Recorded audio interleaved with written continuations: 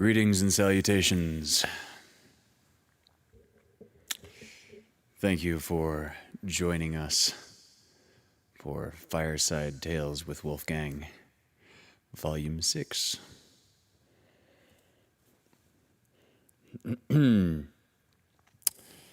He has his favorite blanket in the world on one of his favorite chairs.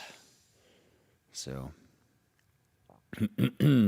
I hope you all are half as comfortable and tucked in as he is.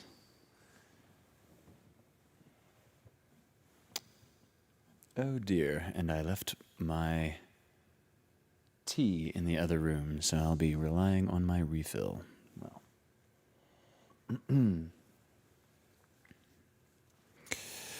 ordinarily, we won't be doing repeats, but as last night did not officially happen, thought I'd open up this evening with some Rumi.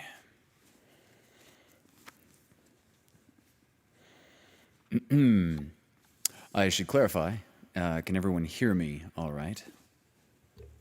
Is the volume acceptable?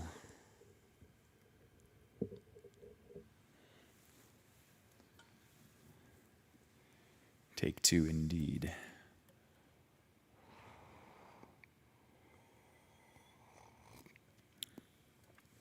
All right.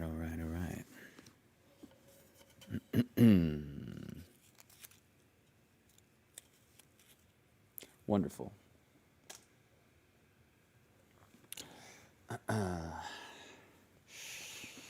Wonderful. Looks like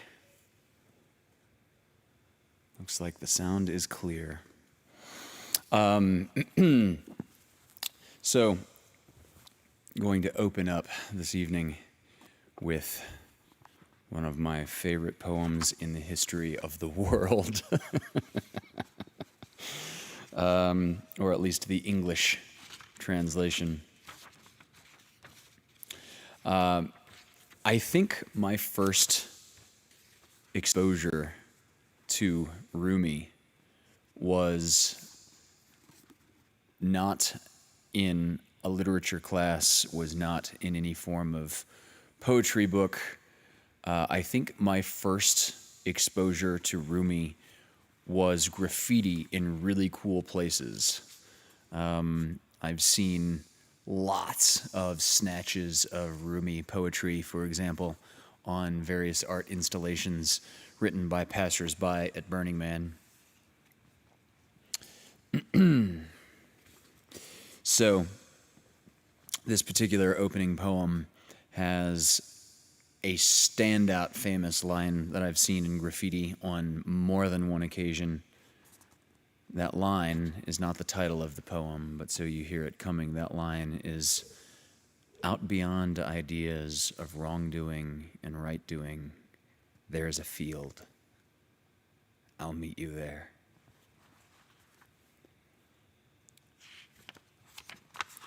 Without any further introduction,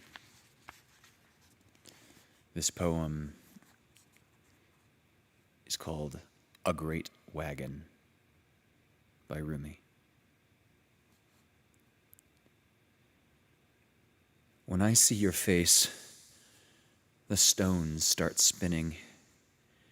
You appear, all studying wanders. I lose my place. Water turns pearly. Fire dies down and doesn't destroy. In your presence, I don't want what I thought I wanted, those 3 little hanging lamps. Inside your face, the ancient manuscripts seem like rusty mirrors. You breathe, new shapes appear, and the music of a desire as widespread as spring begins to move like a great wagon. Drive slowly. Some of us walking alongside are lame. Today, like every other day, we wake up empty and frightened. Don't open the door to the study and begin reading. Take down a musical instrument. Let the beauty we love be what we do.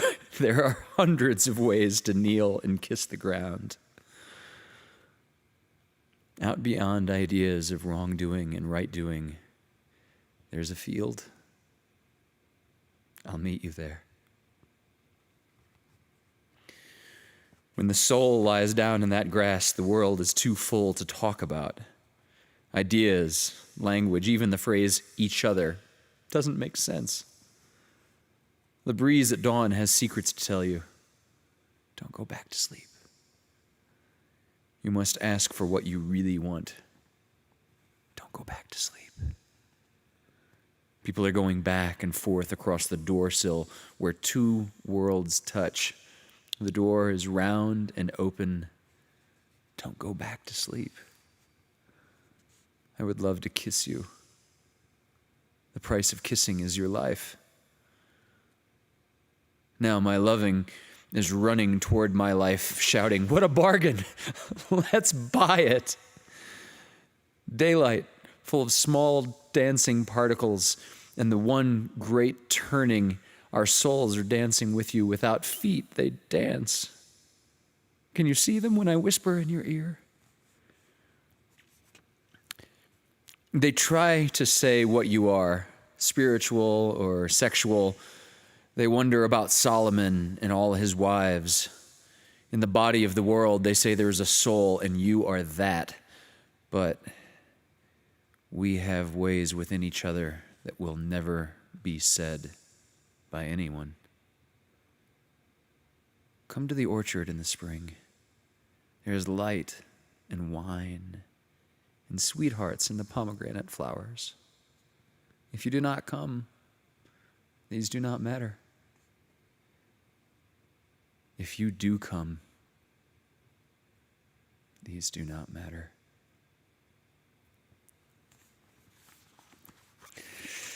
God, I love that. That makes me want to go out and graffiti something right now.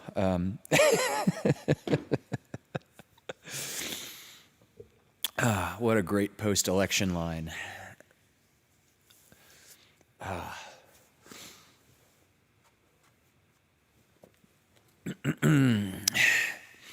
So,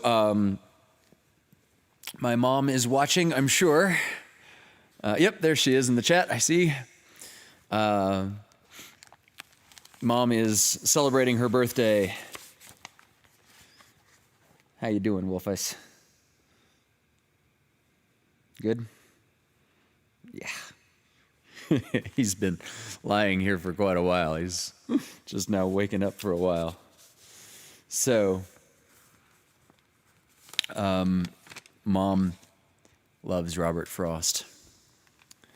And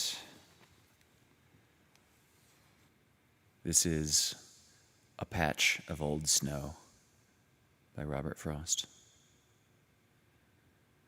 There's a patch of old snow in a corner that I should have guessed was a blow-away paper the rain had brought to rest. It is speckled with grime, as if small print overspread it. The news of a day I'd forgotten, if ever I read it.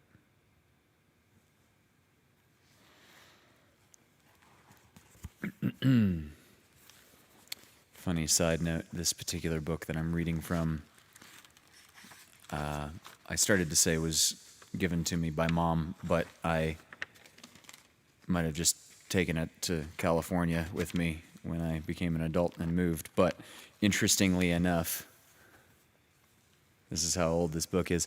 Who remembers these? This book was once the property of a junior high library, and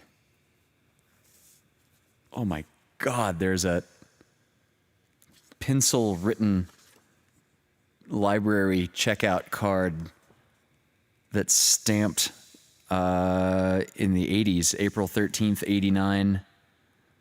As it looks like 89 and 90. And oh, I love old books.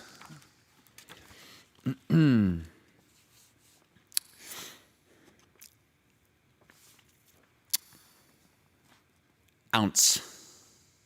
by Eve Merriam. Whoever discounts the ounce as one of the smallest amounts has never met up with the ounce that belongs to the cat family. This jungle ounce will jounce you out of complacency. If you try to trounce this ounce, you will be chastened hastily. For this ounce does more than flounce. This ounce can bounce. This ounce can pounce. So if you meet up with an ounce, announce yourself as a friend, or it might be the end. P.S. Better not to take a chance.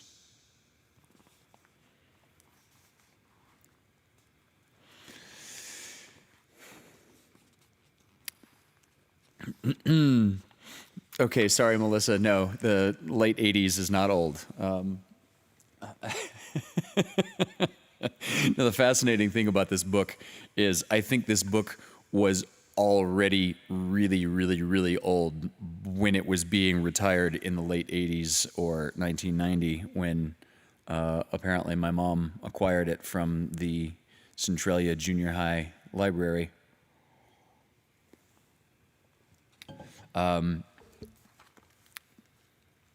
I remember Mom and Dad talking about this particular collection of poetry. This particular book, this particular collection is called Reflections on a Gift of Watermelon Pickle.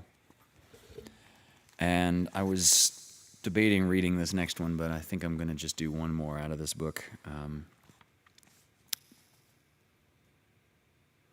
Yes, Meg, this is Reflections on a Gift of Watermelon Pickle. The chat is slightly behind what I'm saying on my end. God,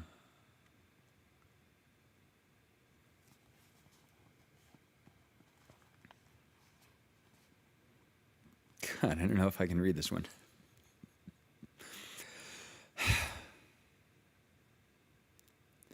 For a Dead Kitten by Sarah Henderson Hay.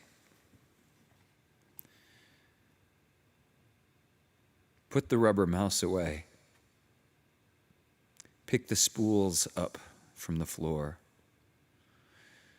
What was velvet shod and gay will not want them anymore.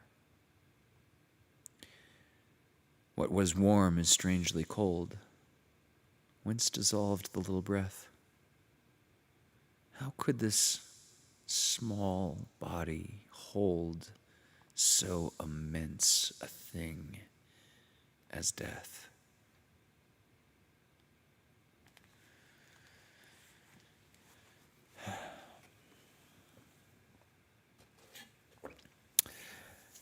On to something lighter.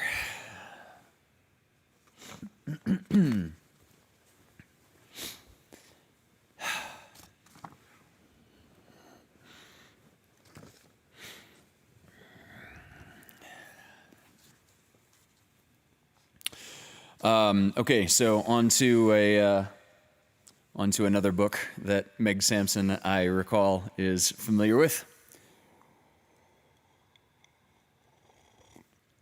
This is another personal edit from The Hitchhiker's Guide to the Galaxy.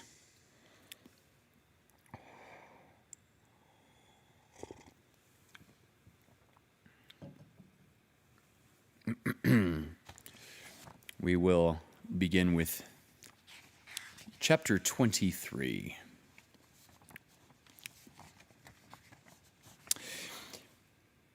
It is an important and popular fact that things are not always what they seem.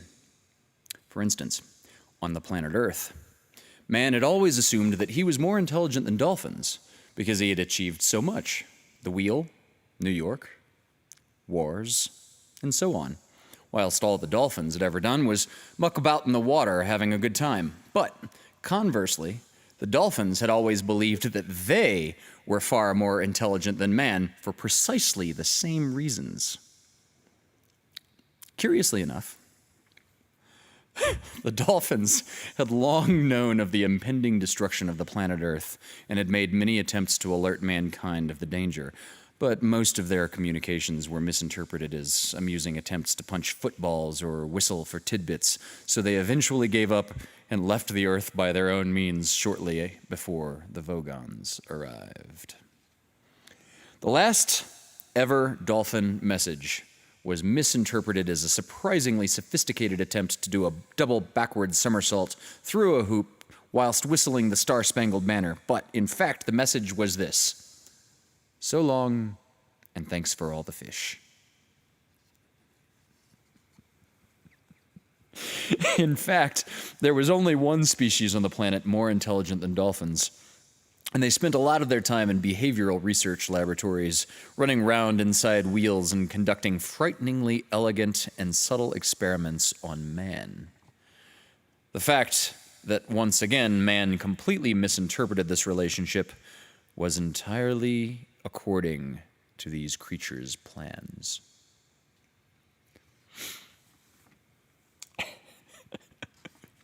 Jump forward several chapters.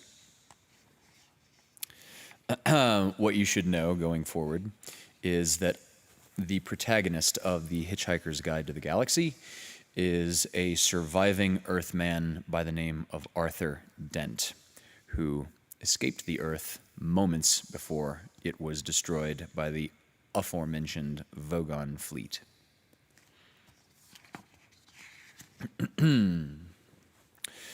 Slartibartfast turned and regarded Arthur with his solemn old eyes.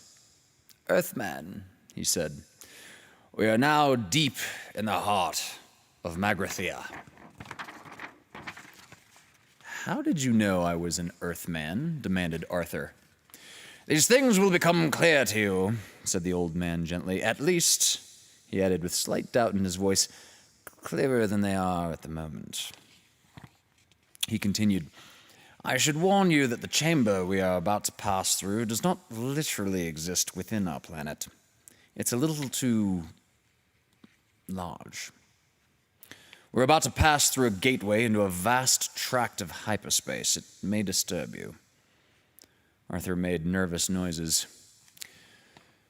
Slartibartfast touched a button and added, not entirely reassuringly, "It scares the willies out of me. Hold tight." The car shot forward into a circle of light, and suddenly Arthur had a fairly clear idea of what infinity looked like. It wasn't infinity, in fact. Infinity itself looks flat and uninteresting. Looking up into the night sky is looking into infinity. Distance is incomprehensible and therefore meaningless. The chamber into which the air car emerged was anything but infinite. It was just very, very big, so that it gave the impression of infinity far better than infinity itself. Side note, this is what I love about Douglas Adams. He had such incredible comprehension of science, logic, and reason that when he made absurdity out of them, he did it extremely well. Arthur's senses bobbed and span as, traveling at the immense speed he knew the aircraft attained, they climbed slowly through the open air, leaving the gateway through which they had passed an invisible pinprick in the shimmering wall behind them. The wall.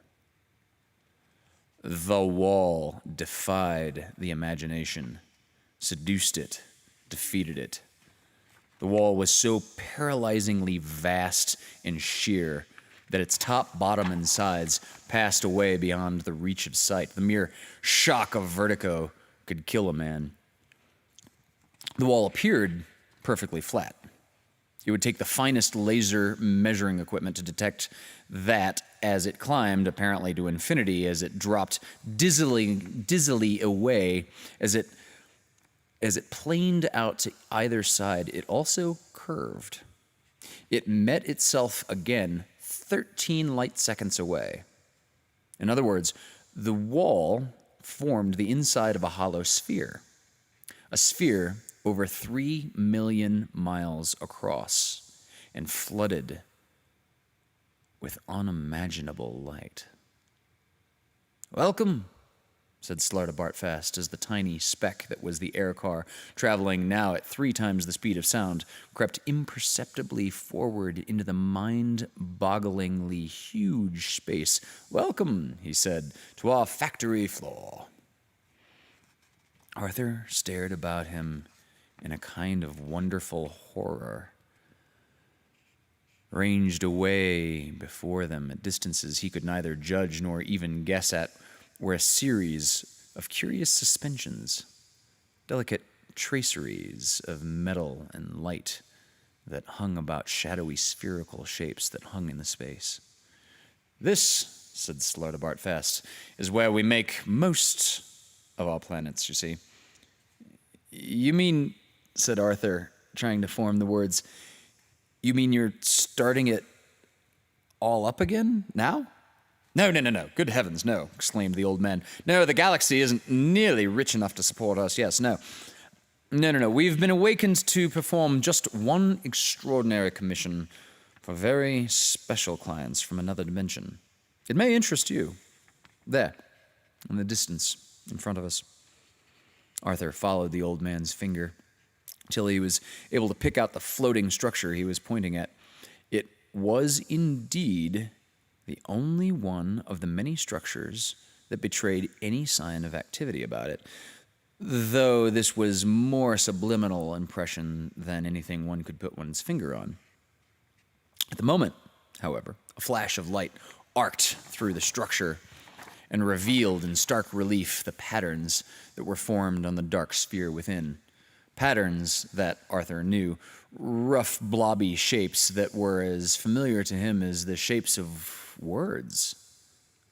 Part of the furniture of his mind. For a few seconds, he sat in stunned silence as the images rushed around his mind and tried to find somewhere to settle down and make sense. Part of his brain told him that he knew perfectly well what he was looking at and what the shapes represented, whilst another quite sensibly refused to countenance the idea and abdicated responsibility for any further thinking in that direction. The flash came again, and this time there could be no doubt. The Earth, whispered Arthur. Well, the Earth Mark II, in fact, said Slartibartfast cheerfully. We're making a copy from our original blueprints. There was a pause. Are you trying to tell me, said Arthur, slowly and with control, that you originally made the Earth? Oh, yes, said Slartibartfast. Did you ever go to a place, I think it was called Norway? No, said Arthur. No, I didn't. Pity, said Slartibartfast. That was one of mine. Won an award, you know. Lovely crinkly edges. I was most upset to hear about its destruction. You were upset! Yes, 5 minutes later, and it wouldn't have mattered so much. It was quite a shocking cock-up. Huh? Said Arthur. The mice were furious. The mice were furious! Oh, yes, said the old man mildly. Well, so I expect were the dogs and cats and duck-billed platypuses, but they hadn't paid for it, you see, had they? Look, said Arthur, would it save you a lot of time if I just gave up and went mad now? For a while, the air car flew on in awkward silence. Then the old man tried patiently to explain.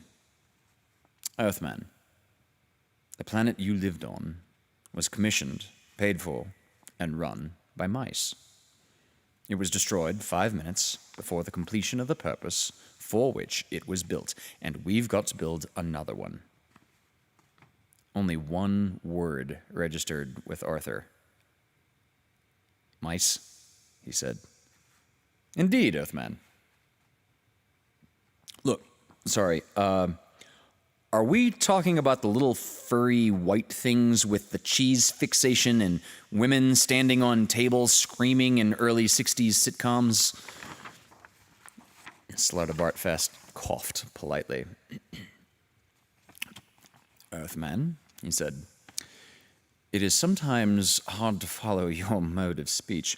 Remember, I have been asleep inside this planet of Magrathea for 5 million years and know little of these early 60s sitcorns of which you speak. These creatures you call mice, you see, they're not quite as they appear. They're merely the protrusion into our dimension of a vast, hyper-intelligent, pan-dimensional beings. The whole business with the cheese and squeaking is just a front. The old man paused with a sympathetic frown and continued. They've been experimenting on you, I'm afraid. Arthur thought about this for a second, and then his face cleared. Oh, no, he said. I see the source of the misunderstanding now. No. Look, you see, what happened was that we used to do experiments on them. See, they were often used in behavioral research, Pavlov, and all that sort of stuff. So what happened was that the mice would be set to all sorts of tests, learning to ring bells, run around mazes, and things so that the whole nature of the learning process could be examined. I mean, from our observations of their behavior, we were able to learn all sorts of things about our own... Arthur's voice trailed off. Such subtlety, said Slaughterbartfast. One has to admire it. What? Said Arthur. How better to disguise their real nature. How better to guide your thinking, suddenly running down a maze the wrong way, eating the wrong bit of cheese, unexpectedly dropping dead of myxomatosis.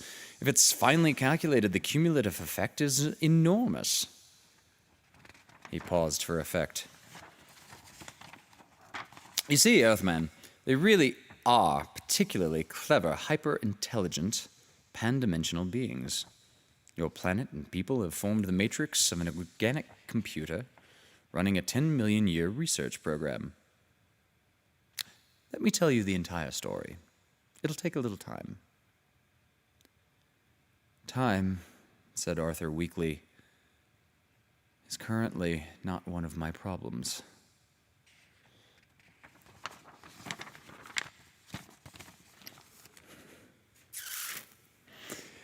How many roads must a man walk down? 42.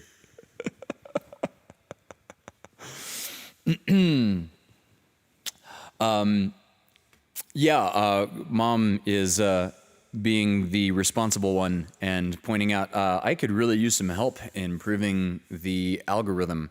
If you could share this to whatever social media stuff you share to, Facebook, Instagram, Twitter pic, whatever you do, sharing would help things immensely, not to mention just reaching down and clicking the little like button while I groom my beard would be immensely appreciated. Oh, and while we're on the subject of things that would be immensely appreciated, we've got Venmo and PayPal info down in the corner. I've tried to make it as small and subtle as possible. Partly, I made this smaller recently because this is going to be made into a public access cable television. You know, like what Wayne's World was supposed to be. So this is kind of like our own version of... Wait, party on, Wayne. Party on, Wolfus. There we go.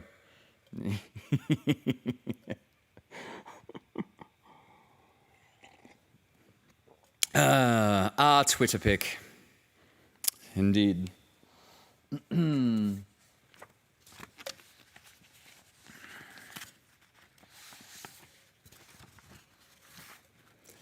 And Seeing as how we...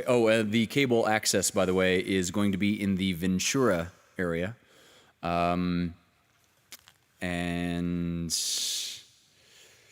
I don't actually know what channel it will be on. I believe the cable access program is called CAPS down there. And if it does well, it may just expand to Pasadena, but the first episode of Fireside Tales with Wolfgang will be airing soon.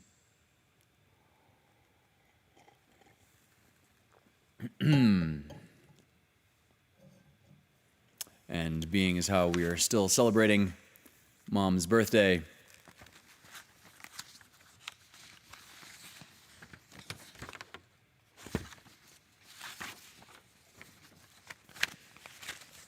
A Time to Talk by Robert Frost. When a friend calls me from the road and slows his horse to a meaning walk, I don't stand still and look around on all the hills I haven't hoed and shout from where I am, "What is it?" No, not as there is a time to talk. I thrust my hoe in the mellow ground, blade end up and 5 feet tall, and plod I go up to the stone wall for a friendly visit.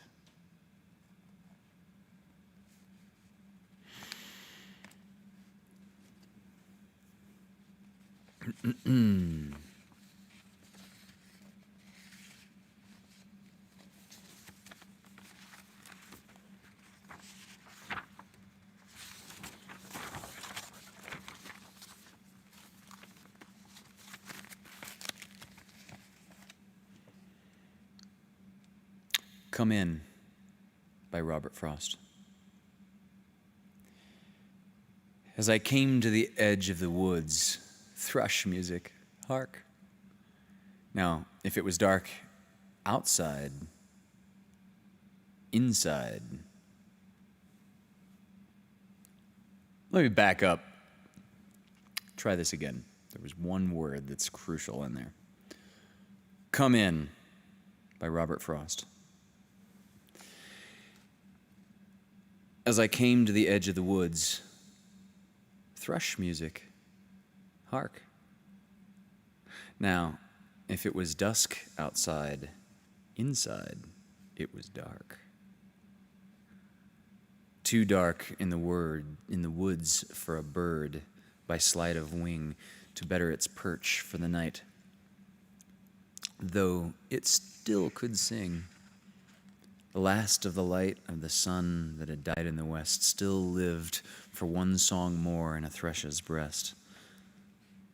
Far in the pillared dark thrush music went, almost like a call to come in to the dark and lament. But no, I was out for stars. I would not come in. I meant, not even if asked, and I hadn't been.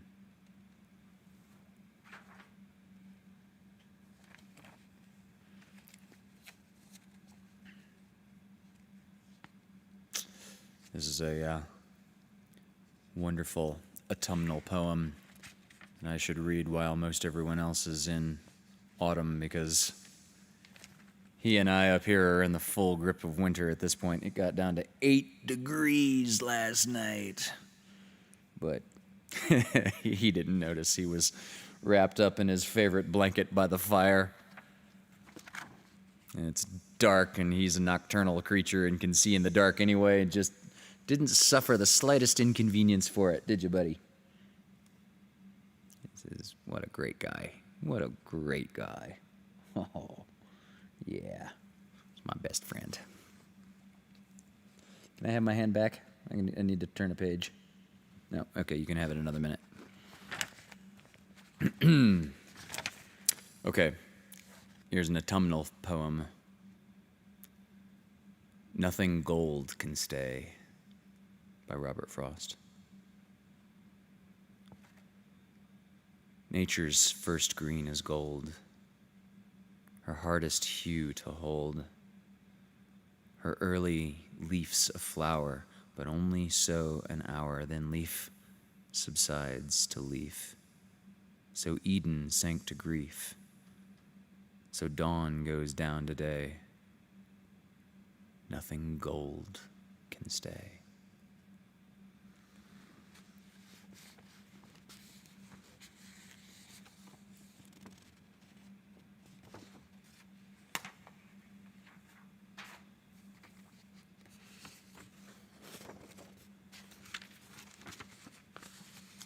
Wolfus, I'm going to need this hand back because I got to turn some pages, okay, buddy? I love this guy. Oh, you're just so awesome.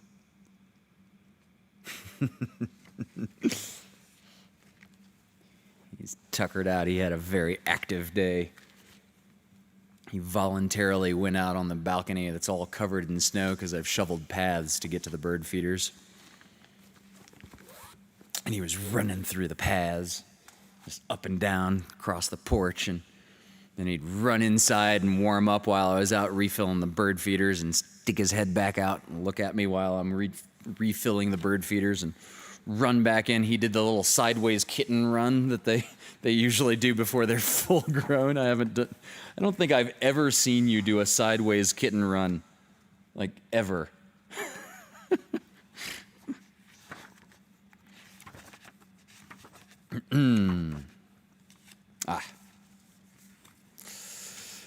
I'm just going to read the first few paragraphs.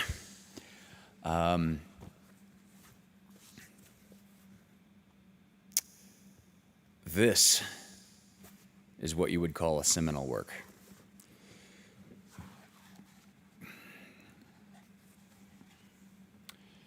This is the opening in the first chapter.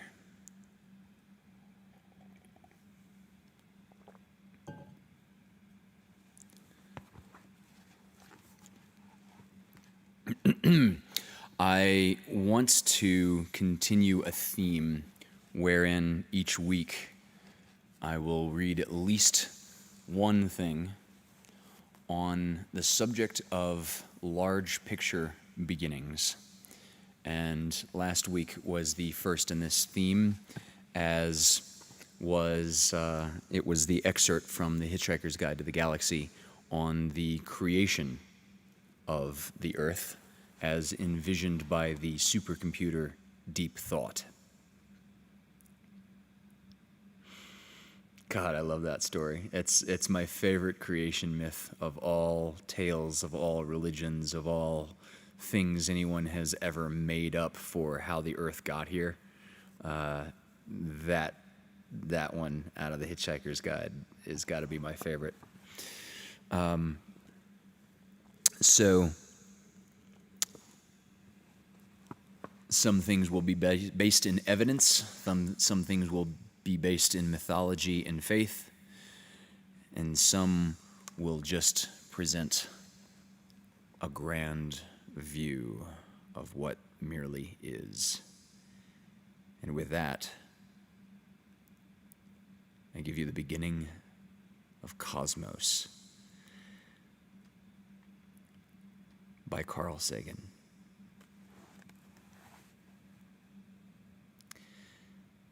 The cosmos is all that is, or ever was, or ever will be.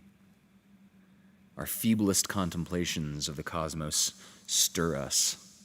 There's a tingling of the spine, a catch in the voice, a faint sensation, as if a distant memory falling from a height. We know we are approaching the greatest of mysteries. The size and age of the cosmos are beyond ordinary human understanding. Lost somewhere between the immensity and eternity is our tiny planetary home. In a cosmic perspective, most humans' concerns seem insignificant, even petty. And yet, our species is young and curious and brave and shows much promise. In the last few millennia, we have made the most astonishing and unexpected discoveries about the cosmos and our place within it. Explorations that are exhilarating to consider. They remind us that humans have evolved to wonder, that understanding is a joy, that knowledge is a prerequisite to survival. I believe our future depends on how well we know this cosmos in which we float like a mote of dust in the morning sky.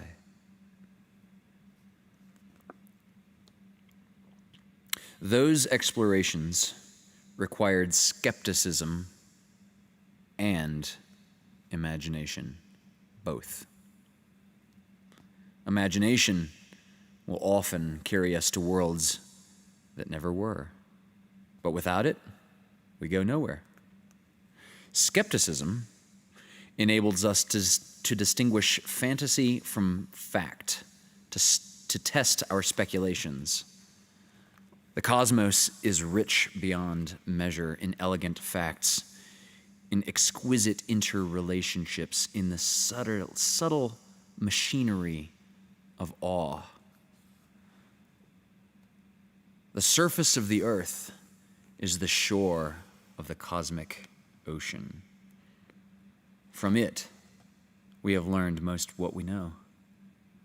Recently, we have waded a little out to sea, enough to dampen our toes, or at most wet our ankles. The water seems inviting. The ocean calls. Some part of our being knows this is from where we came.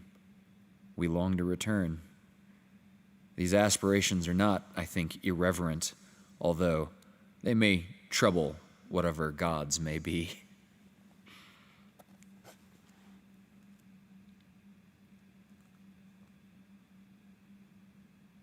The dimensions of the cosmos are so large that using familiar units of distance, such as meters or miles, chosen for their utility on Earth, would make little sense. Instead, we measure distance with the speed of light.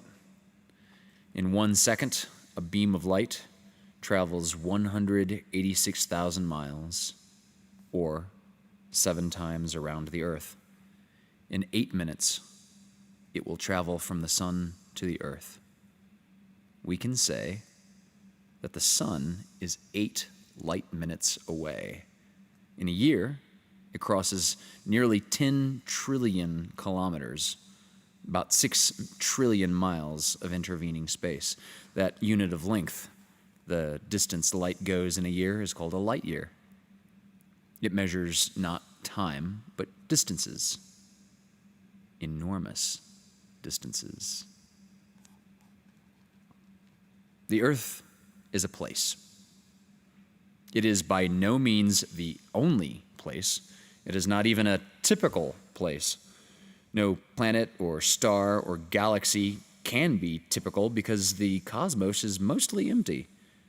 The only typical place is within the vast, cold, universal vacuum, the everlasting light of intergalactic space, a place so strange and desolate that, by comparison, planets and stars and galaxies seem achingly rare and lovely. If we were randomly inserted into the cosmos, the chance that we would find ourselves on or near a planet would be less than 1 in a million trillion trillion. This is a 1 with 33 zeros following it.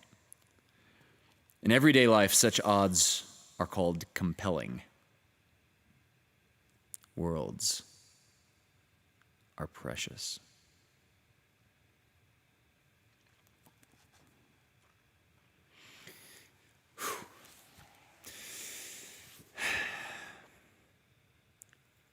Wow. That one makes me feel that tingling of the spine, as Carl Sagan put it. And that had to be read on Fireside Tales with Wolfgang, Volume 6, because as everyone here knows, that This was supposed to happen yesterday, and November 9th, yesterday, was Carl Sagan's birthday. So, happy birthday, Professor Sagan. You have immensely sculpted my worldview, and I am profoundly grateful.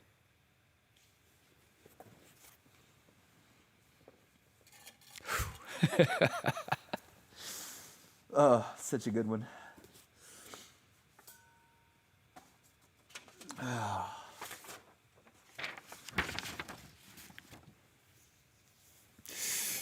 Yeah, that's such a, oh, it's amazing.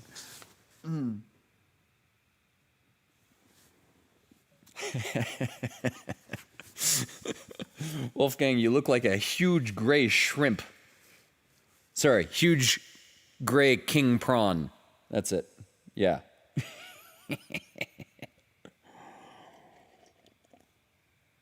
Oh, what a guy.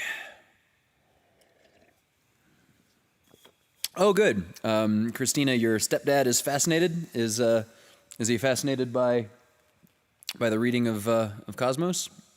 What was he fascinated by?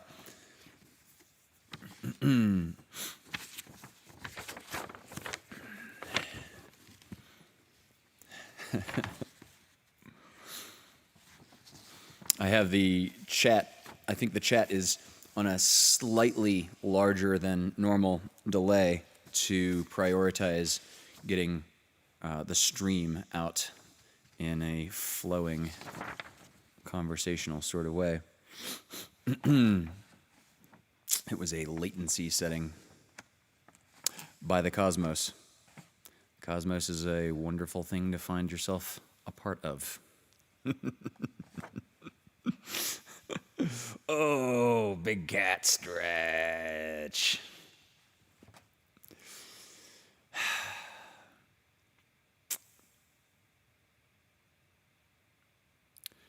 Do not go gentle into that good night.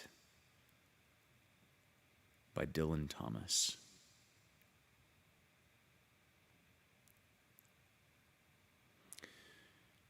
Do not go gentle into that good night. Old age should burn and rave at close of day. Rage, rage against the dying of the light. The wise men at their end know dark is right, because their words had forked no lightning.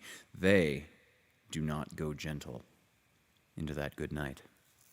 Good men, the last wave by, crying how bright their frail deeds might have danced in a green bay. Rage, rage against the dying of the light. Wild men who caught and sang the sun in flight and learned too late that they grieved it on its way, do not go gentle into that good night. Grave men near death who see with blinding sight, blind eyes could blaze like meteors and be gay. Rage, rage against the dying of the light. And you, my father, there on the sad height, curse, bless me now with your fierce tears, I pray.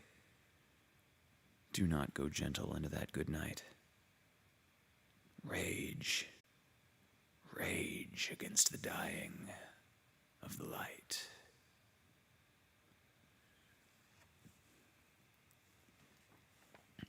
He likes that one in particular. Don't you? He's purring.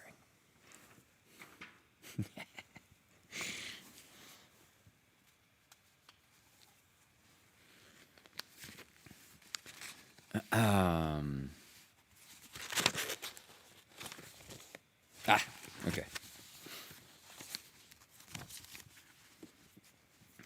This is a great little short story.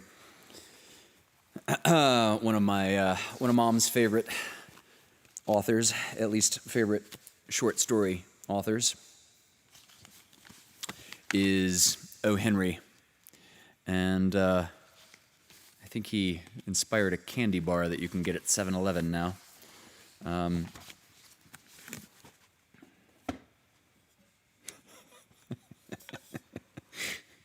Look at this huge gray beast. He's looking right at me.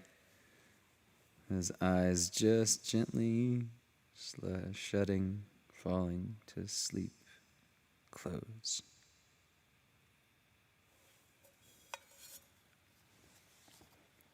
He's such a great companion, this guy. I don't know what I'd do without this guy at this isolation and quarantine.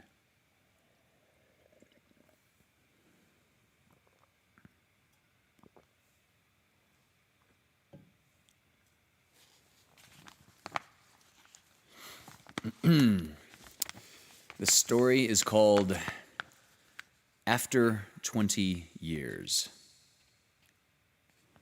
by O. Henry.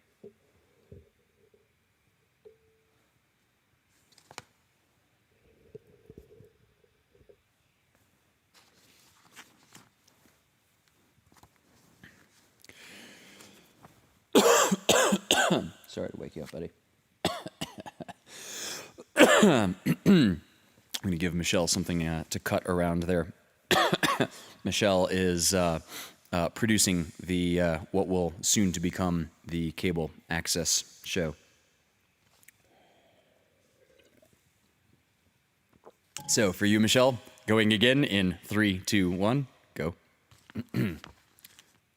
After 20 Years by O. Henry. The policeman on the beat moved up the avenue impressively.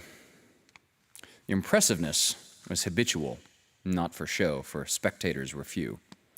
The time was barely 10 o'clock at night, but chilly gusts of wind with a taste of rain in them had well nigh peopled the streets.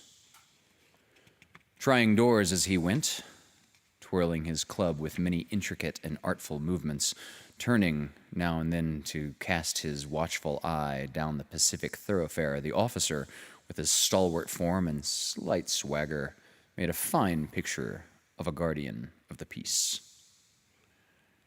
The vicinity was one that kept early hours.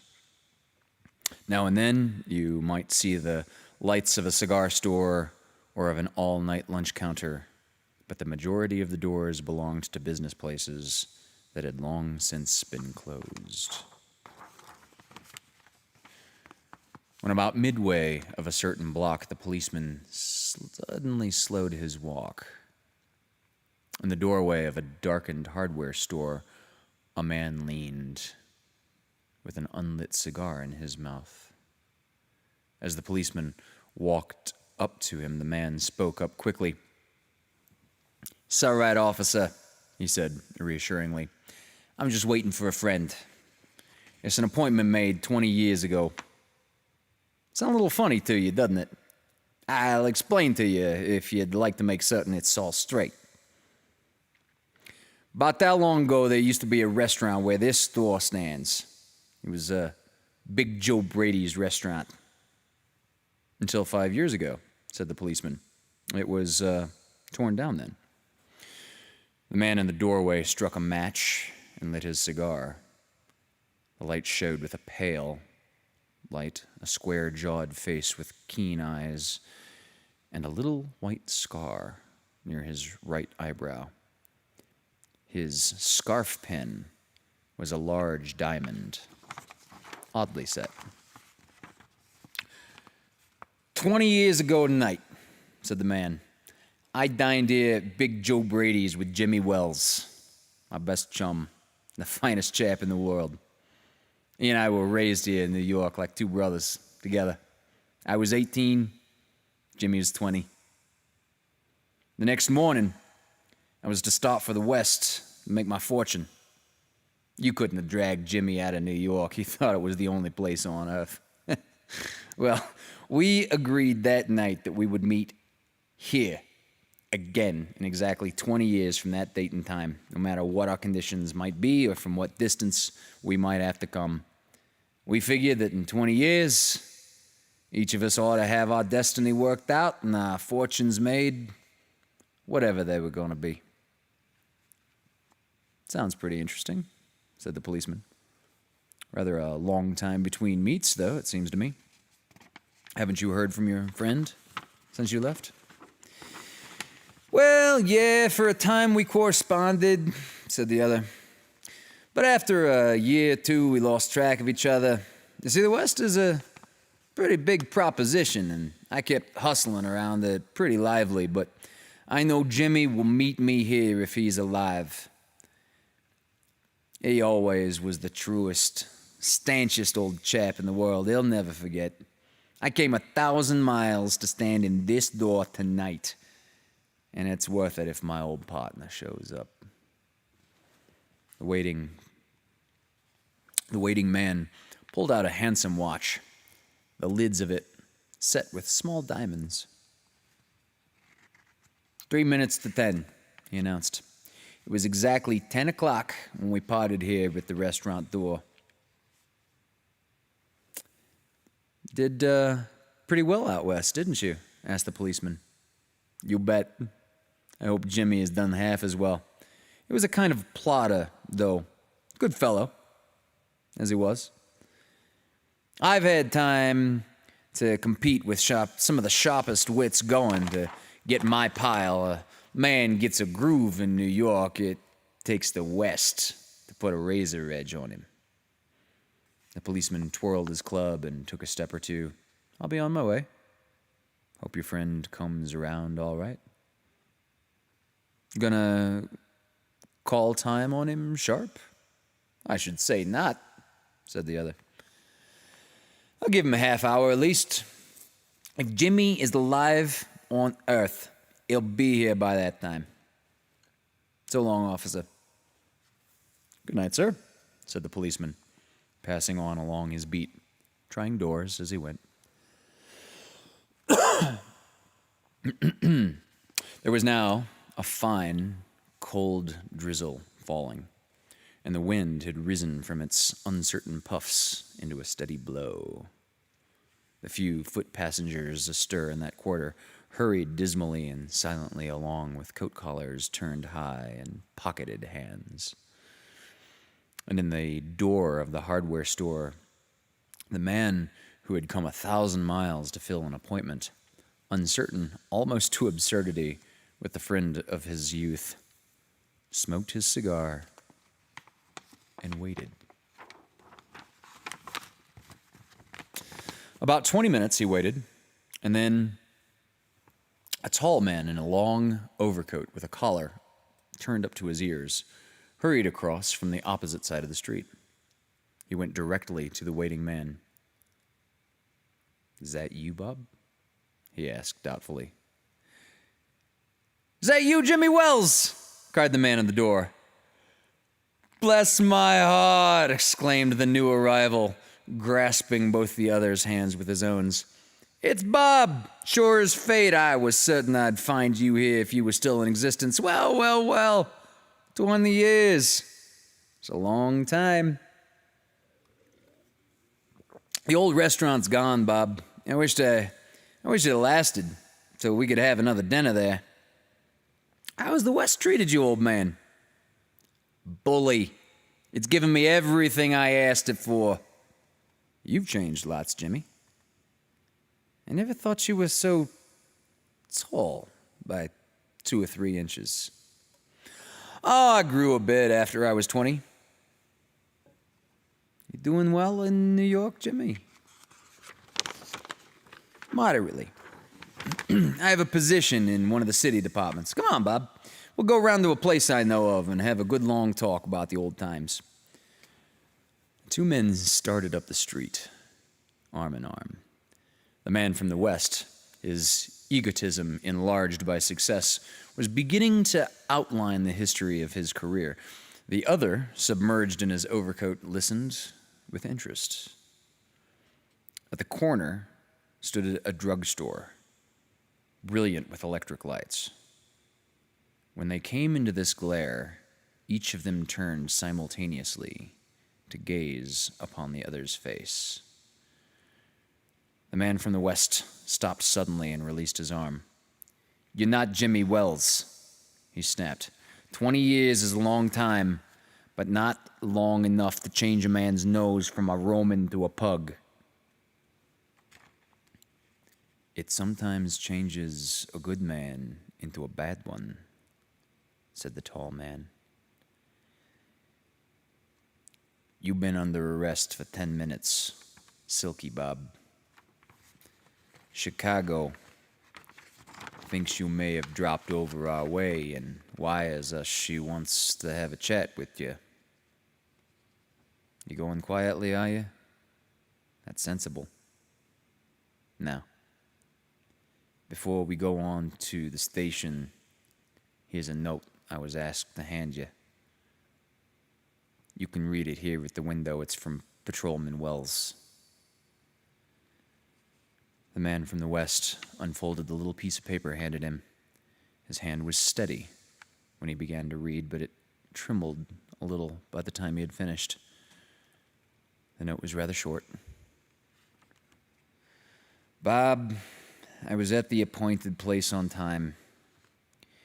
When you struck the match to light your cigar, I saw it was the face of the man wanted in Chicago.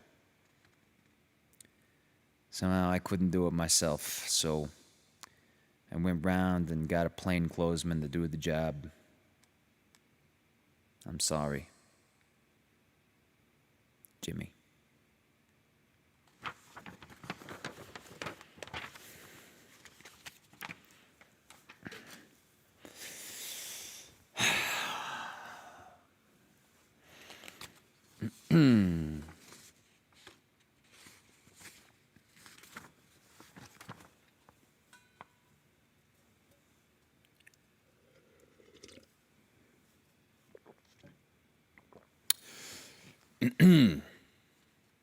I'm going to read one more story. The cable access show that Michelle is going to be producing this into is going to run for 60 minutes. However, they cannot use any copyrighted material. So the Hitchhiker's Guide stuff is out, and Cosmos is out, as well as a few other things. So, dude, are you clocking out? I'm going to read one more. Like, seriously? Okay. What, are you thirsty or something? It's not going very far. I'm going to read one more. Come hang out. Don't go yet. Don't go yet. Don't go yet. Don't go yet. Oh, meow. I'll give you a cat treat if you stay. I have one left on the shelf above us. One on the mantle. Come here. Okay, one cat treat and then the last story. Oh boy. Yeah, hang out.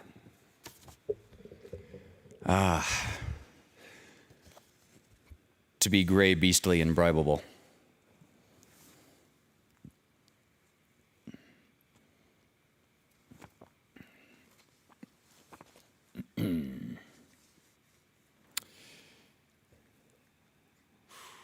Yay. I suspect he's thirsty. I'm going to grab my tankard, which is just behind the camera, and maybe we can persuade him to stay for one more story.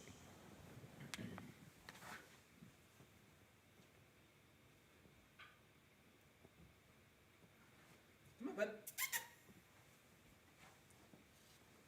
Yeah. You thirsty? Come on.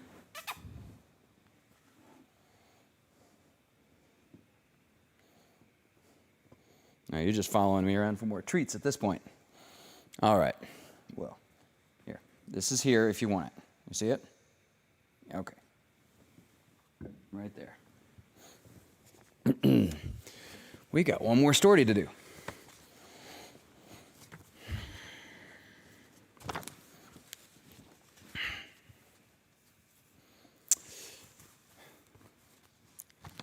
The Ransom of Red Chief by O. Henry.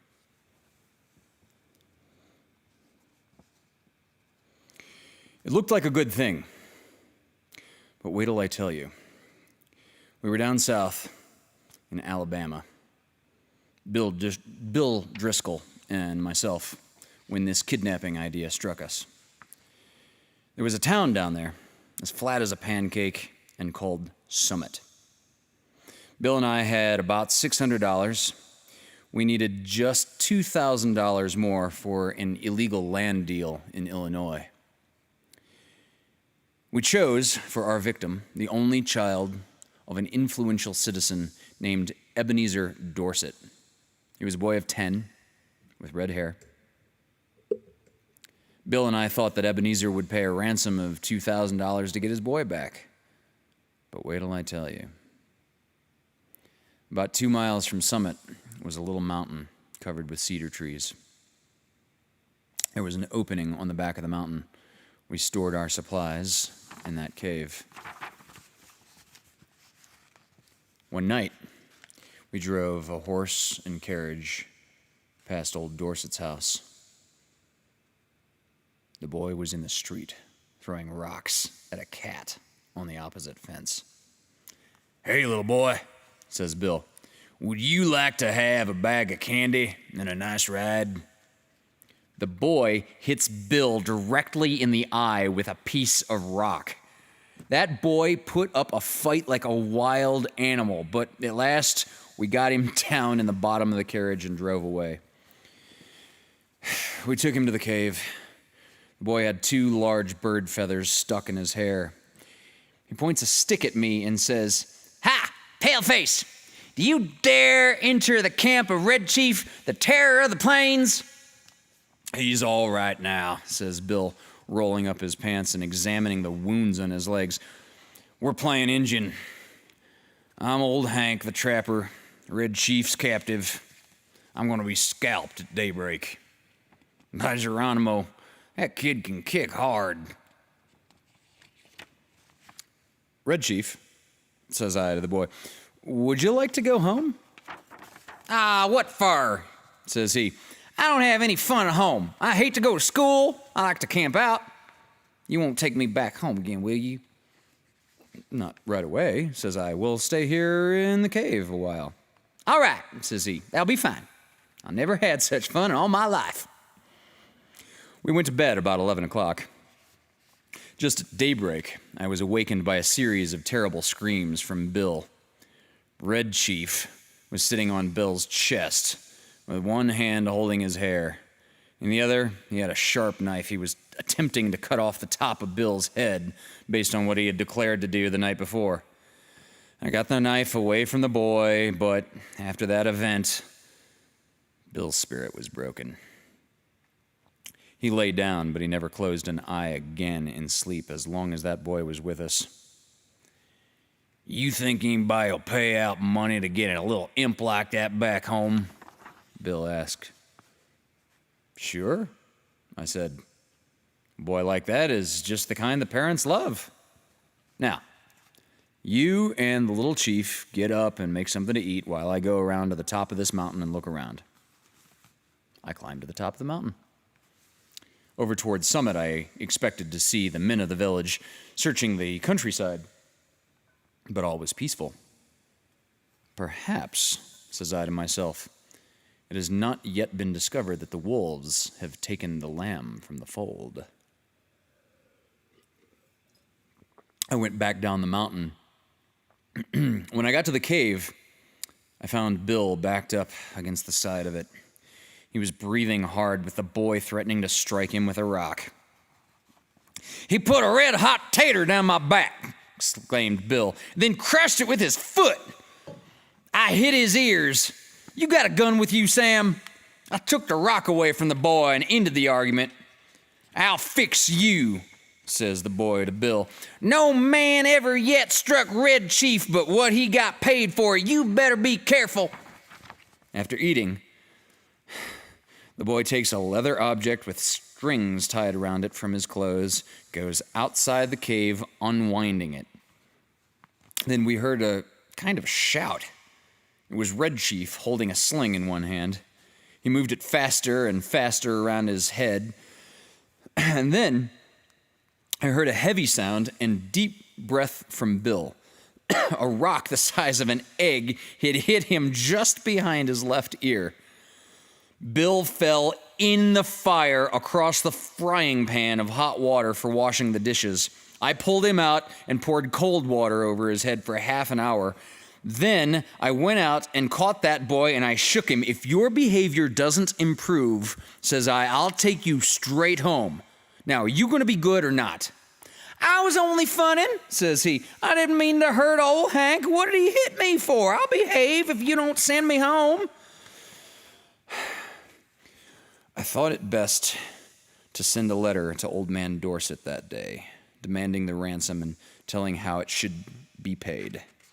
The letter said, "We have your boy hidden in a place far from Summit. We demand $1,500 for his return. The money to be left at midnight tonight at the same place in the same box as your answer. If you agree to these terms, send the answer in writing by a messenger tonight at 8:30. After crossing Owl Creek on the road to the Poplar Clove, there are 3 large trees. At the bottom of the fence, opposite the 3rd tree, will be a small box. The messenger will place the answer in this box and return immediately to Summit. If you fail to agree to our demand, you will never see your boy again. If you pay the money as demanded, he will be returned to you safe and well within 3 hours." I took the letter and walked over to Poplar Cove. I then sat around at the post office and store.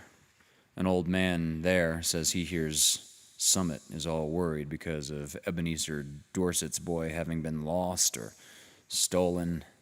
That was all I wanted to know. I mailed my letter and left. The postmaster said the mail carrier would come by in an hour to take the mail on to Summit.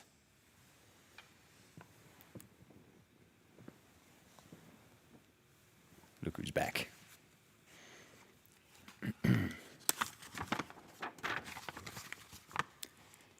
At 8:30, I was up in the 3rd tree, waiting for the messenger to arrive.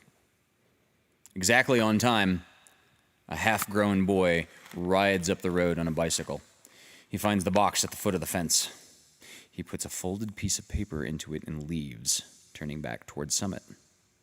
I slid down the tree, got the note, and was back at the cave in a half hour. I opened the note and read it to Bill.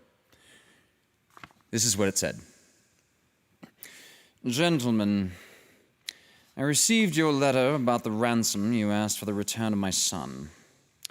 I think you are a little high in your demands. I hereby make you a counter-proposal, which I believe you will accept. You bring Johnny home and pay me $250, and I agree to take him off your hands. You had better come at night because the neighbors believe he is lost, and I could not be responsible for what they would do to anybody they saw bringing him back. Very respectfully, Ebenezer Dorset." Great Pirates of Penzance, says I, of all the nerve, but I looked at Bill and stopped. He had the most appealing look in his eyes I ever saw on the face of a dumb or talking animal. "Sam," says he, "what's $250 after all? We got the money. One more night of this boy'll drive me crazy. I think Mr. Dorset's making us a good offer. You aren't going to let the chance go, are you?" "Tell you the truth, Bill," says I, "this little lamb has gotten on my nerves too. We'll take him home, pay the ransom, and make our getaway." We took him home that night. We got him to go by telling him that his father had bought him a gun and we were going to hunt bears the next day. It was 12 o'clock when we knocked on Ebenezer's front door. Bill counted out $250 into Dorset's hand. When the boy learned we were planning to leave him at home, he started to cry loudly and held himself as tight as he could to Bill's leg. His father pulled him away slowly. "How long can you hold him?" asks Bill. I'm not as strong as I used to be, says old Dorset. But I think I can promise 10 minutes. Enough, says Bill. 10 minutes, I shall cross the central, southern, and middle western states and be running for the Canadian border. And as dark as it was, and as fat as Bill was, and as good a runner as I am, he was a good mile and a half out of Summit before I could catch up with him.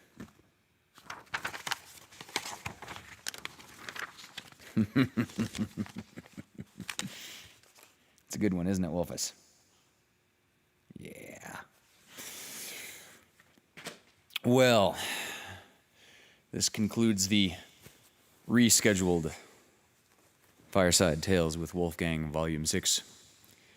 Thank you so much for joining us.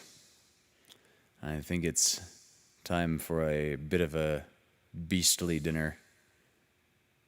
And I'm apparently not the only one. I am, as per usual, going to leave the chat going for a few more minutes so everyone can bid each other a fond adieu and see what kind of bird I can rustle up for this here cowpoke.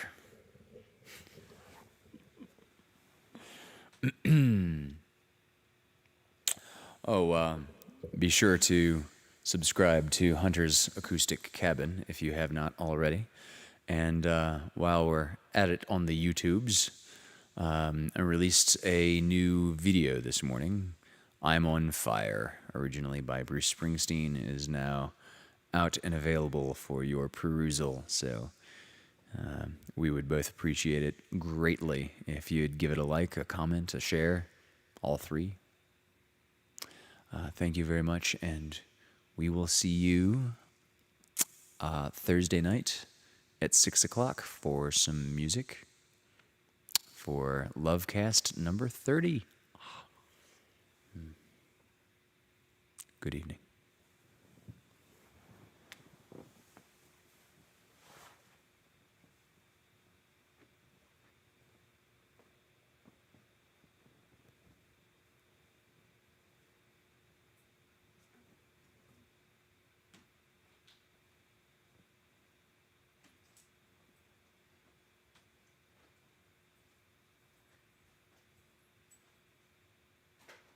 You want some dinner?